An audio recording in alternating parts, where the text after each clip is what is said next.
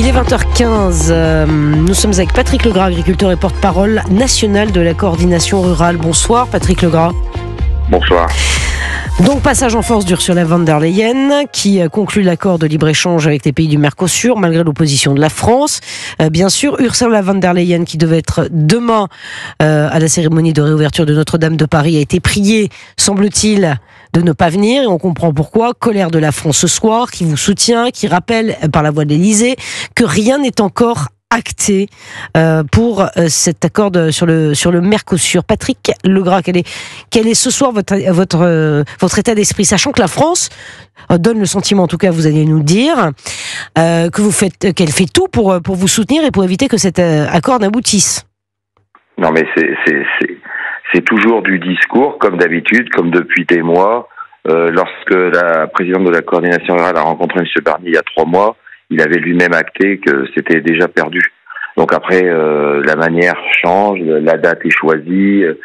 C'est vrai que pour certains, ça aurait été mieux qu'elle soit après les fêtes de fin d'année ou peut-être après tel ou tel événement. Mais tout ça a été inscrit, on le sait. Et comme je dis toujours, en fait là, on finit le mariage, mais les échanges avec le Mercosur existent, ont déjà lieu sur un volume qui est déjà conséquent.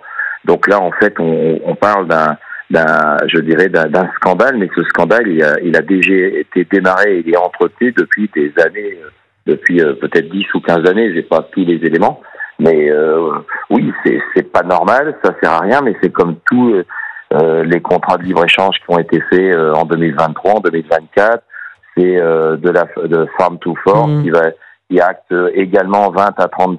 On vous sent résigné, pardon Patrick Legras, ce soir. Est-ce que vous êtes résigné, vous êtes en colère mais même si on est en colère aujourd'hui, tout ce montage, c'est comme les lois toujours plus pointues, toujours plus exigeantes en France. C'est un modèle français. C'est toute une organisation. On dirait qu'on découvre aujourd'hui ce qui se passe. Mais c'est tout un modèle à la fois d'écologie, d'idéologie, de mondialisation qui a été mise en place par l'Europe avec quand même une. Est-ce que vous avez le sentiment que la France ne peut rien faire, qu'on en est là ce soir et qu'il y a très peu de leviers? Je pense qu'il y a très peu de leviers. Je pense qu'elle peut rien faire et ça reste dans sa philosophie de nos dirigeants actuels d'un libéralisme à tout va. Faut pas se voiler la face. C'est pas le premier, c'est pas le dernier. À chaque fois on s'offusque et à chaque fois ça passe. Et puis vous en avez ras-le-bol qu'on dit les choses, Patrick Legras. Vous avez le droit de le dire. Bah non, mais aujourd'hui on fait. Enfin bref, quand je vois les enfants qui s'engueulent à l'Assemblée nationale et que le lendemain le président de la République dit on va refaire un gouvernement, le 4e de l'année avec des techniciens, aujourd'hui moi je me souviens d'un président de la République qui est venu au salon avec 7 ou 800 CRS qui nous a dit en bras de chemise qu'il allait régler la crise de l'agriculture.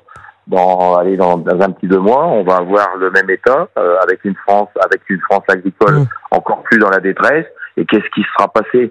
Je regrette. Il y a plein de choses qui dépendent du gouvernement, il y a plein de choses qui dépendent de l'Assemblée nationale, et il y a eu par le passé des présidents courageux qui ont pris des décisions en agricole. Et Emmanuel Macron n'est pas courageux selon vous, c'est ça, Patrick Legras? Il est lui-même. On parle beaucoup et puis dans les actes. C'est vrai que ça fait moins rêver que les Jeux Olympiques de régler les problèmes agricoles. Ouais. Mais je pense que c'est un peu plus important pour l'assiette de chacun et pour surtout les 400 000 agriculteurs dont plus de 50% sont dans une détresse financière profonde. Capital, effectivement, ce qu'il y a dans notre assiette, et les agriculteurs français nous nourrissent et nous protègent évidemment. La FNSEA, les jeunes agriculteurs, sont mobilisés depuis plusieurs jours contre ce traité. Quid de la coordination rurale? Non mais dire qu'être mobilisé, c'est un beau mot. Aujourd'hui, il faut savoir que il y a des produits qui rentrent en France et en Europe de l'agro-industrie.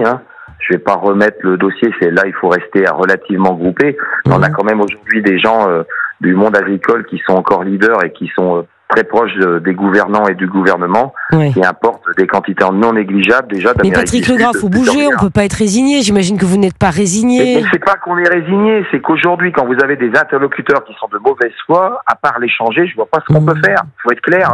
C'est qui les interlocuteurs de mauvaise foi, Patrick Legras? Qui sont-ils? Aujourd'hui, on a eu 3 gouvernements. On a eu je pense, un Premier ministre que j'ai vu très énervé à l'Assemblée nationale qui s'appelait Monsieur Attal. Il nous a dit qu'il faut sortir la France de l'Organisation mondiale du commerce. C'était une bonne idée. Qui l'a repris? S'il n'a pas été repris, c'est que le président de la République ne souhaite pas qu'elle soit reprise. Sans ça, c'était simple de voter, au lieu de voter l'ensemble des députés qui sont pour refuser le Mercosur, il fallait mettre à la fois voter contre le Mercosur et étudier la sortie de l'agriculture de l'Organisation mondiale du commerce. Comment voulez-vous qu'aujourd'hui un Français, un agriculteur puisse vivre de la même manière qu'un Uruguayen, avec les différences sociales, les différences de produits, les différences de règlements, où tout est permis là-bas, et en France on vous dit attention le bilan carbone, attention. Donc là le bilan carbone, ça peut venir à des milliers de kilomètres, on n'en parle plus. Donc vous savez, le choix à géométrie variable comme fait en permanence les politiques, quand ça les arrange, on parle de l'écologie, et quand ça les arrange pas, on va parler des ventes d'armes et de Mercedes. Donc c'est bien, quoi, ça devient pénible. Ce qu'il faut, c'est changer le système, on le sait. Mais pour changer le système, si vous changez pas les hommes, moi j'en connais pas. Je connais pas de système qui change si on change pas les hommes. Bon, est-ce que les tracteurs vont à nouveau rentrer en action? On n'en est pas là. On est passé sur autre chose. Aujourd'hui, le Mercosur, on va s'énerver. Ça va changer quoi? Ça fait 3 mois qu'on dit et qu'on sait que ça va passer. Aujourd'hui, c'est acté. Pour nous, c'est un des problèmes. Ce n'est pas que le problème du monde agricole, puisque ce système de libre-échange existe avec plusieurs dizaines de pays. C'est un de plus.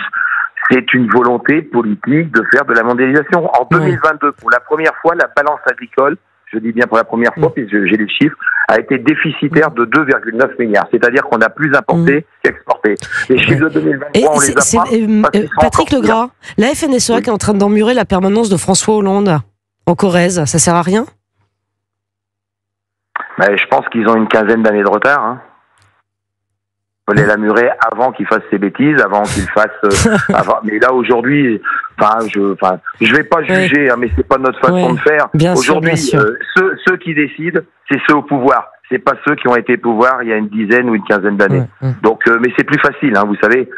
C'est plus facile. Aujourd'hui, je pense qu'il y a des gens qui sont plus proches de Monsieur Macron que nous.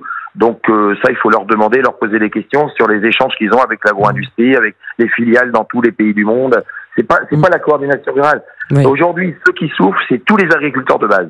Il y en a quelques-uns qui s'enrichissent, mais c'est pas ceux de base, qu'ils soient de la coordination ou d'autres syndicats. Et le problème, il est là. C'est sûr. Tout le monde est au courant. Est-ce que les politiques agiront vers l'élite, comme ils ont toujours fait, ou vers la base? Voilà, ça, c'est pas nous qui pouvons prendre la décision. Par contre, on doit aider les agriculteurs, et la coordination rurale va se mobiliser dans les jours qui viennent, prendra des décisions. Et ce que l'on souhaite, c'est que l'ensemble du monde qui travaille, l'ensemble du monde qui veut vivre en France, se lève et dise stop, nos politiques, quels qu'ils soient, arrêtez de nous mener en bateau et prenez une décision courageuse. Les Français d'abord. Et quand je dis les Français d'abord, j'ai rien contre le fait d'exporter, d'importer, mais pensons un peu plus à la France avec un déficit qui est quand même pas seulement agricole, mais qui est quand même de quelques milliers de milliards aujourd'hui. Je pense qu'il faut peut-être resserrer les boulons et voir. Alors le modèle, il y a peut-être que ça va faire un choc. Il y a le président américain qui vient. Il n'a pas tout à fait la même façon de voir les choses pour son pays que nos dirigeants. Voilà, merci beaucoup. Ça va faire réfléchir. Merci beaucoup Patrick Legras. Merci beaucoup en tout cas Patrick Legras, agriculteur et porte-parole national de coordination rurale, d'avoir été avec nous en direct sur Europe 1. Ce soir, il est 20h24. C'est vrai que quand on entend Patrick Legras, Georges Fenech, on est franchement on le sent, mais pas désespéré, c'est pas le bon terme. On le sent. Je disais résigné, il me dit non, je suis pas résigné, mais que faire? C'est un peu ça l'idée. Nos agriculteurs ont été trahis, ils n'ont pas été soutenus. Souvenez-vous, il y a eu un débat même à l'Assemblée nationale. On a même voté contre le Mercosur. Mais à quoi ça sert d'avoir un Parlement, un président qui dit on va empêcher ça, et puis finalement Madame von der Leyen va signer de son propre fait, finalement, enfin soutenu par sa commission, ce traité qui avantage qui au fond? l'Allemagne. Elle est allemande, hein, n'oublions pas. Et là, on voit sous nos yeux des filières agricoles qui sont en train de mourir au sens littéral du terme. Il y avait, je regardais les chiffres encore, il y avait, dans les années 90, il y avait plus d'1 million d'exploitations agricoles. Vous savez combien il en reste aujourd'hui? Il en reste 400 000. Et d'après ce que je comprends, l'idée non dite, non écrite, c'est de les réduire à 200 000 pour s'adapter à une mondialisation, des exploitations plus extensives, etc. Et vous savez, il y a un autre chiffre qui m'a interpellé, c'est qu'il y a un suicide tous les 2 jours d'un agriculteur. C'est terrible. C'est une profession qui est en train de mourir et qu'on a trahi, qu'on a lâché. Trahi. Philippe Guibert. Nous étions la première agriculture européenne il n'y a pas si longtemps que ça. Oui, mais Georges, je trouve que le terme trahi n'est pas exact en l'occurrence.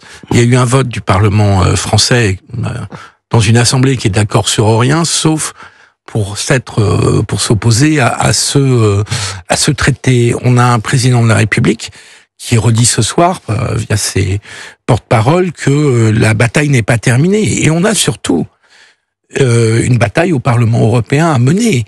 Et j'ajoute que Madame von der Leyen a fait un coup de force, qu'elle est entrée, tous les commentateurs le disent, dans la brèche ouverte par la crise politique française, que c'est une mauvaise manière, très mauvaise manière, faite par la nouvelle présidente de la Commission à la France et à l'exécutif français, qui est empêtré dans une crise politique depuis 3-4 jours.